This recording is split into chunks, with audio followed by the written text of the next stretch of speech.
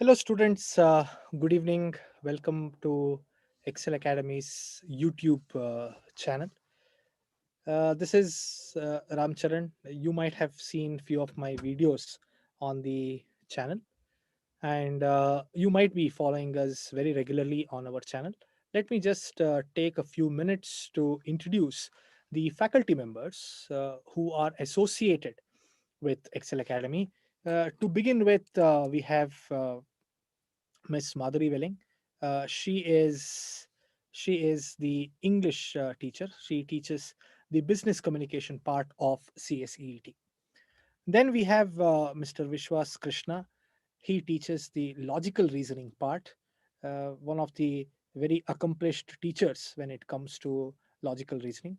Then we have the promoter of Excel Academy, CS Alok, and he would definitely is in charge of the business laws and legal aptitude and other things.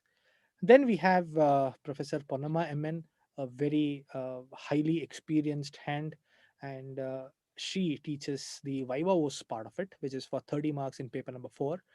And this is me. I teach the economic and business environment. And along with that, I also deal with current affairs. So, this is the team which is engaged in preparing the students for the CSEET exams. As all of you are aware, that the CSEET next exam is scheduled to be held in the month of May 2021. So we have another 3.5, 4 months to go tentatively, and we are all set to start the next batch to prepare the students for the CSEET exam.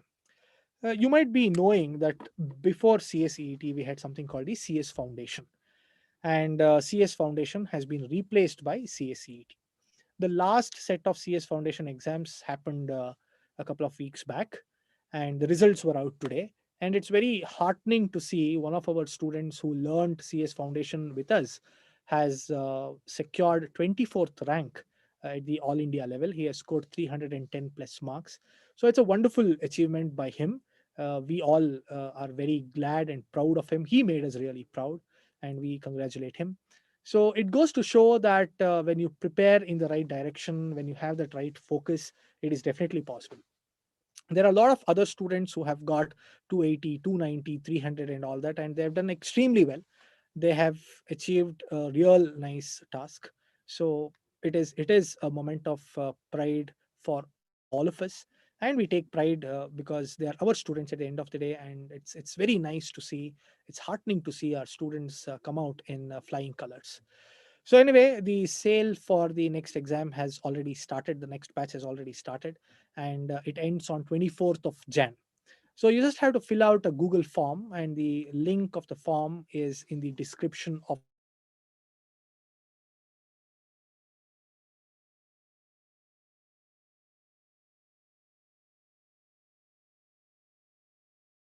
And we also have the email ID. You can take note of the mobile numbers that are given there. Our tech support would be more than happy to share information which you want to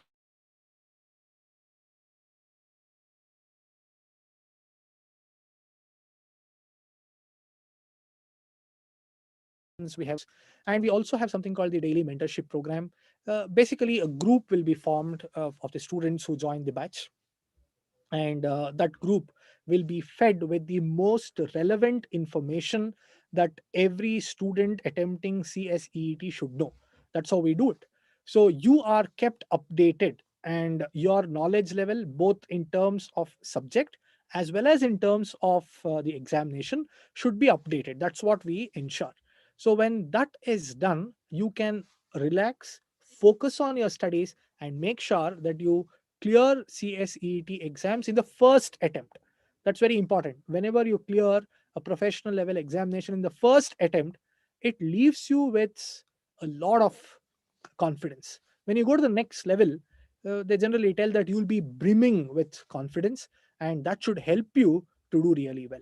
So, your journey towards becoming a professional should start on a strongly positive note, and we ensure we put our 100% to ensure that you start your journey on a positive note. So, that's what we do. And you might be aware that all our classes would be in English. So that should help you to prepare well for the examination. Your study material would be in English. So it is important for you to make sure that you brush your English knowledge and you do well. And we all interact in English, we all communicate in English so that you do well in the examination. So this is the goal with which all of us work. You just saw the team, I just introduced the team to all of you. All of us here strive hard to ensure that you really do well in the upcoming CSEET exams. If you still have any doubts, you can leave your doubts in the comment section as and when I talk to you all. So I would be more than happy to answer your questions when we take up the other topics as well. So that's what we can actually do. And let us start with the class today with whatever we have prepared for. And let's make sure that we have good interaction and you all learn something nice. Okay, so let's begin. So, the topic that I have chosen for today's live session is market structure. So, what is this market structure all about? Now, all of us have studied this in our plus two, that is in your standard 12, as most of you call, or it can also be called your second PUC. So, this is a topic which gets repeated in the CSEET exam as well. It is quite interesting and it is quite important for us to know all these things really well. So, what is a market? Even before we get into the market structure and discuss the things, so let's understand what exactly is a market. The elementary definition for market is a place where the buyers and the sellers meet, exchange goods and services. This is what we tell.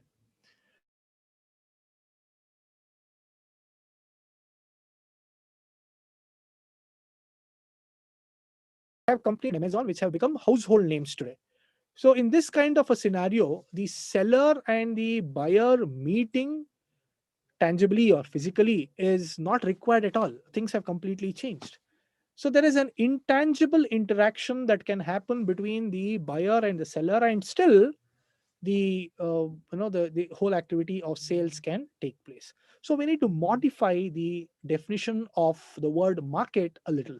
So, how do we modify it? So, what is it all about? It says market need not be a place anymore. So we say market is a mechanism where the buyers and the sellers meet directly or indirectly. They need not meet directly, they can meet indirectly as well to exchange goods and services. That part remains same, to exchange goods and services for mutual benefit. So, what's the benefit? If I am the seller, I'm giving the goods to you. If I'm giving the goods to you, it means that I'm earning money. If you are the buyer, if you have purchased the goods from me, what are you getting? You are getting the utility out of that good. Let's take a simple example. Let's say you have purchased a shirt from me. So I have sold the shirt and I have made my profits. And you have got a nice shirt to wear with which you feel very comfortable, right? So you are benefited by getting a very comfortable shirt. I am benefited because I got the monetary benefit. So let us repeat the definition of market once again. Market is a mechanism where the buyers and the sellers meet either directly or indirectly to exchange goods and services for mutual benefit. This is the definition for markets. Great. Can we categorize markets? Definitely yes. Markets can be categorized based on various factors. The most common factor is the geography. So geographically, how do we categorize the markets? We can categorize the market geographically based on the area of operations. Say for example, somebody produces in one city and sells it in that city, that becomes a local market. Somebody produces in one city and they sell it in their state, it becomes a national market. Somebody produces in one city and they sell it in other countries of the world, it becomes the national market. Somebody produces the goods and services in one city and they sell it in other countries of the world as well. So that market becomes the international market. So geographically, markets can be local markets, regional markets, national markets, and it can even be international markets. Based on goods, we can again divide the market. Say, for example, vegetable market,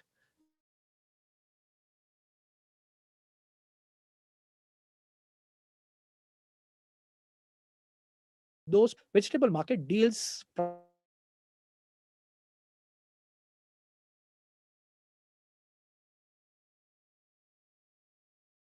with categorized based on goods. Likewise, we can divide the market based on the time frame. There is something called short period market, there is something called long period market, or there can be something called very short period market. So, based on the inputs that are considered in the market, we can divide the market based on even the time frames as well. So, there are various ways in which the markets can be categorized. But in economics, the major categorization happens based on the competition. That's very important for us. So we are categorizing the markets based on the level of competition that exists. So the market structure here, as you can see in the chart, has been broadly divided into two categories: perfect competition market and the imperfect competition market. And there are no subcategories when it comes to perfect competition market. But when it comes to imperfect competition market, there are subcategories. We have monopoly, we have duopoly, we have oligopoly, and we also have the monopolistic competition. This is something which you have to remember. If you are taking up your CSEET exam, you can expect a question in this. So maybe three options are given, and the fourth option is not a type of the imperfect competition. You might be asked to identify a non-imperfect competition market, so that can fetch you some marks as well. So the market structure based on competition can be broadly classified into perfect competition and imperfect competition. Under imperfect competition, we have monopoly, duopoly, oligopoly, and monopolistic market. Right. So, what we have understood now is that the subject matter for discussion for this live session is market structure. We have already categorized the market structure into two broad categories, and we have also seen the subcategories of all these markets. Fine. So, we have set the agenda really well. So, now we will see the characteristic features of each of these markets and let us discuss.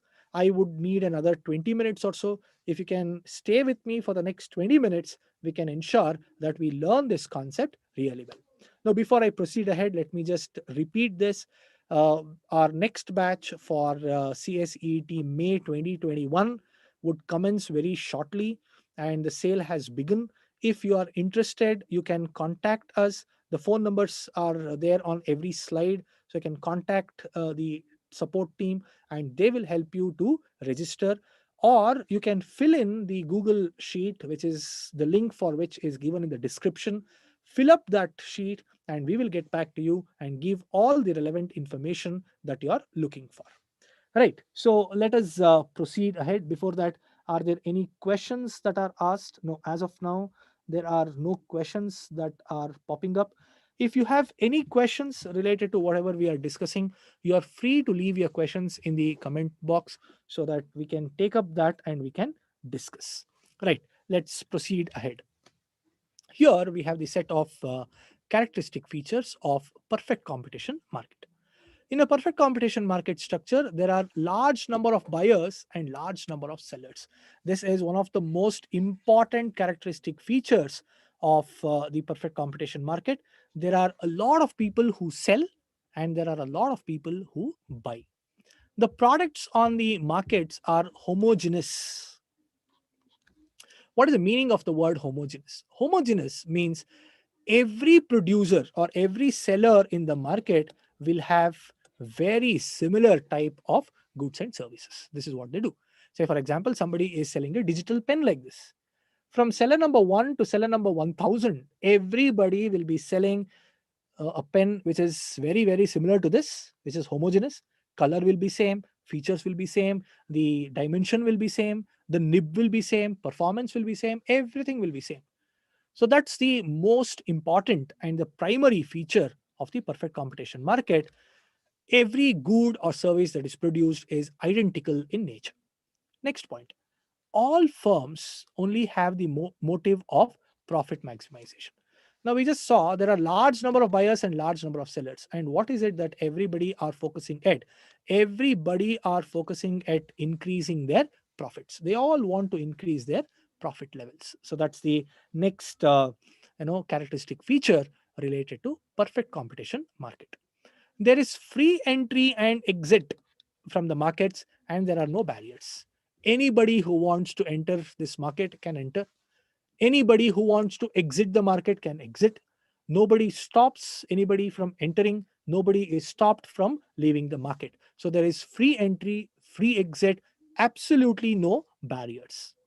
And there is no concept of consumer preference. So what does it mean? It means that consumers cannot tell what exactly they want. All that the producers are producing, the sellers are selling, the producers have to consume it. That's the next point that we have.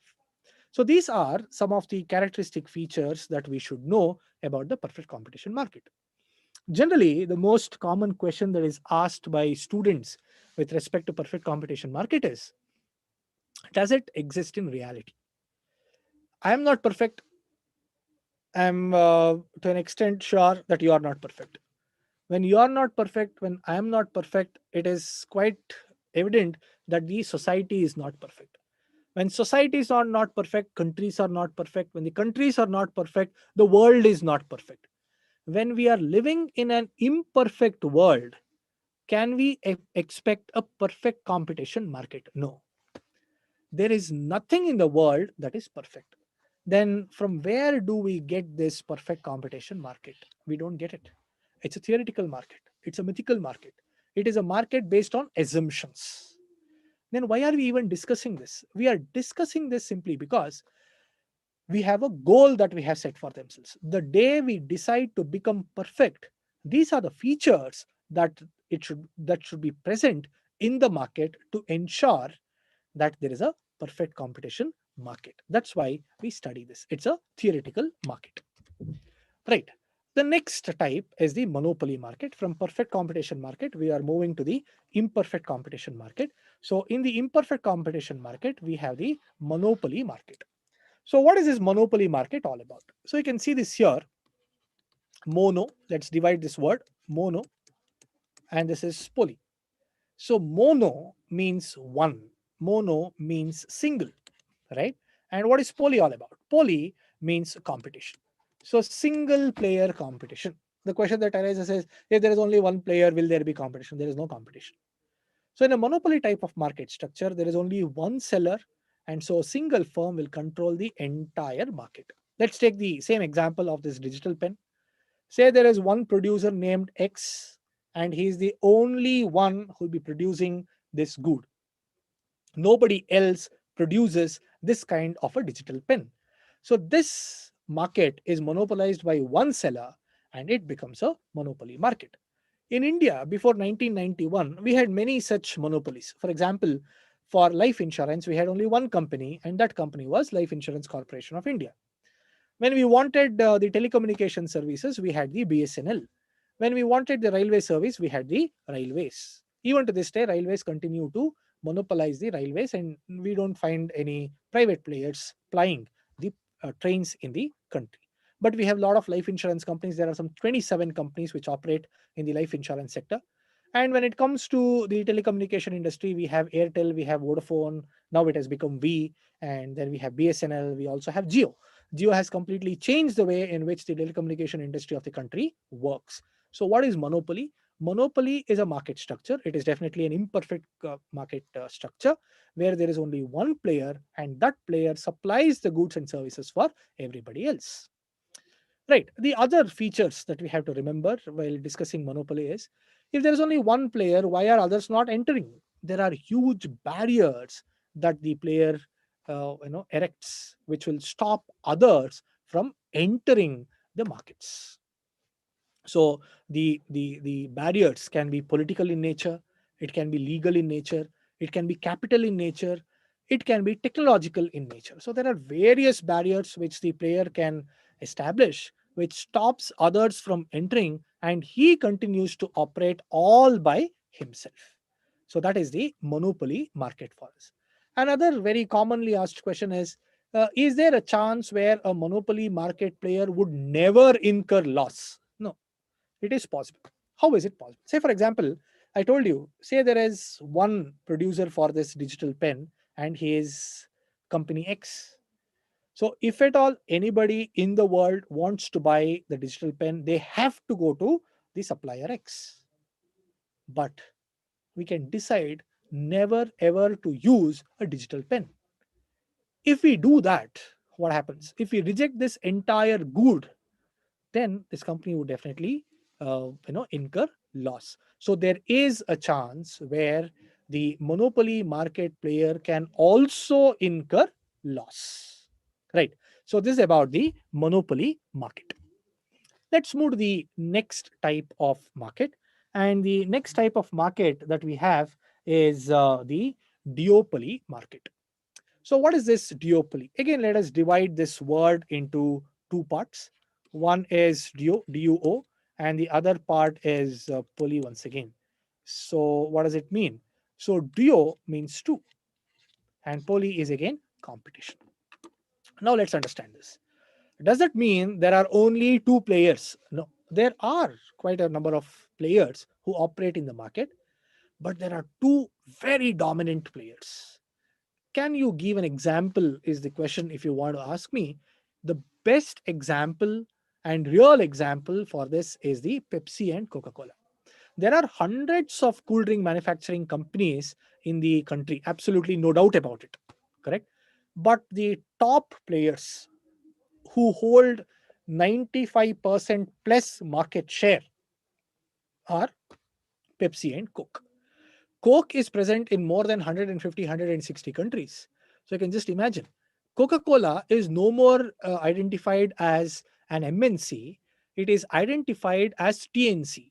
TNC stands for transnational companies. It means that the turnover of this company is greater than the GDP of few countries. So you can imagine the kind of transaction that Coca Cola does, the kind of production and sales and revenue generation Coca Cola does. So they are very, very dominant and they are present in almost all the countries in the world. And they also tell that the word in English, which is identified after OK, is Coke. I don't know how far it is true, but maybe true because it is found in that many countries across the world. So duopoly market is a case where there is one industry which is dominated by two players and they have neck to neck, stiff, cutthroat competition between them, and their presence and transaction will decide the nature, purpose, direction, vision of that particular market. So what is this? This is the duopoly market that we have. Right, let's move on to the next part. So the next slide here talks about another type of imperfect competition market, and it is the oligopoly market. So what is this oligopoly market all about? Oligo means few, right? Mono means one, duo means two, oligo means three. So there are three or more, right? Minimum of three and more players when they are there, then that kind of a market is oligopoly market. Mono is one, duo is two, oligo means few, three and more. So when that kind of a market exists, it is called oligopoly market, right? So there is no clarity when it comes to the number of firms, although we tell three and more, maybe five, maybe eight, maybe 10, there is no clarity. But this is a market which is very, very popularly recognized and which is operative in the world. The best example that you can take is of the aviation industry. You can easily count the number of aviation companies that we have in India. We have Air India, we have Indigo, we have Go, we have Spice, we have Vistara. So five, six, we can easily count and tell these are the number of companies that are operating in the oligopoly market. So what happens in oligopoly market is that there are few of them and they mostly produce homogeneous goods. But what we have to understand here is that there is stiff competition and there is not much of differentiation in the goods and services that they produce, right? And there is another important point that we have to remember whenever we are talking about oligopoly market is their pricing structure. So when it comes to the pricing mechanism in the oligopoly market, it is told that oligopoly market has sticky pricing, or it is called rigid pricing. The price change in the oligopoly market doesn't happen easily or quickly. What is observed in the oligopoly market is when one of the players reduces the price of the goods that he is supplying, he will not accumulate or he will not get a lot of players. But when he increases the price of the goods that he is selling, he observes a lot of his customers will leave him and go to his competitors. That's a very common trend that we see in the oligopoly market. So that's the reason why the oligopolists do not change the price that very easily. They take their own time to do it. And whenever they have to do, they all come together, discuss, and do it. This is actually called cartelization. Cartelization is sort of discouraged. But anyway, so that's how it works a few times. These players come together, either they increase the price together or decrease the price together. And that's why we tell that the pricing mechanism in the oligopoly market is said to be very sticky in nature. Right. The demand curve in the oligopoly market is said to be kinked in nature. So that's very important for us to know. In the oligopoly market, the demand curve is kinked in nature. See, generally, this is the y-axis, is the x-axis. The demand curve looks like this. But in oligopoly market, it will be something like this. So there is a complete change in the direction of the demand curve. This point becomes the kink point, and the structure is called the kinked structure. So two most important things to be remembered in oligopoly market is it has sticky pricing or rigid pricing. Number two, there is a kink. The demand curve is kinked in nature. So this is about the oligopoly market. Right. So let's move on. This is the last market structure. Of course, the last slide for this session as well. If you have any questions, you can definitely leave your questions in the comment section. I would be more than happy to take the questions and answer all your questions. So here, what we observe is we have the monopolistic market. So if you look at the monopolistic market, in the monopolistic market, there are large number of players, and anybody can enter and anybody can exit, and there exists a realistic scenario. So this is not a theoretical market. This is not a mythical market. This is not a this is not a market which exists only in the textbooks. It is a market which exists in reality. So here in a monopolistic competition, there are still large number of buyers and sellers, and the goods that are produced in the monopolistic market is heterogeneous in nature. So what is the meaning of the word heterogeneous? Heterogeneous means the goods are different from each other. There is differentiation. There is differentiation in the goods that are produced in the monopolistic markets, right? And what we observe is that the pricing varies based on the level of differentiation. Greater the differentiation, higher is the price. You can take the example of detergents. You can take the example of toothpaste. So all these companies, they all produce toothpaste, they all produce detergents, but they're different from each other. Each one has a unique selling proposition why the goods are sold. So when there is differentiation, it becomes important for these players to talk about their differentiation to their customers. So when they do that, they take up marketing activities, they take up selling activities. So when they do that, they incur selling cost. So selling cost was absent in perfect competition market because we assumed that all goods are homogeneous in nature, and there is perfect information about the goods and services both with the buyers as well as with the sellers. But here, what we observe is that the goods that we are talking about are all heterogeneous in nature, and what we see is that these goods are sold at different prices. So this is about the monopolistic competition that we saw. You can expect questions in monopolistic market. Again, here the law of demand is applicable, and we also understand that when the price reduces, the demand increases. So this is the exact application of the law of demand, and this is one of the most commonly seen market in the whole of the world. So this is all about the market structure that I wanted to discuss with all of you. So we have the perfect competition and the imperfect competition. Under the imperfect competition, we have monopoly, duopoly, oligopoly, and the monopolistic markets. I have shed light on the features of all these imperfect type of competitions. I hope this session was of some help to you. If you have really gained some inputs, we would be very glad about it. As I told you, the sales for the May 2021 batch has already begun. The Google Sheet to enroll yourself for the upcoming course is in the description of this video. You can just click on that and enter the form, and the support team will get in touch with you. If you have any doubts, we have given the phone numbers. You can call them up and talk, and they will give you all the inputs. I wish each one of you all the very best, and thank you for watching this live program. Uh, if you have anything, please do leave in the comment section. We shall get back to you. Thank you so much for coming live and attending the session. Have a good evening.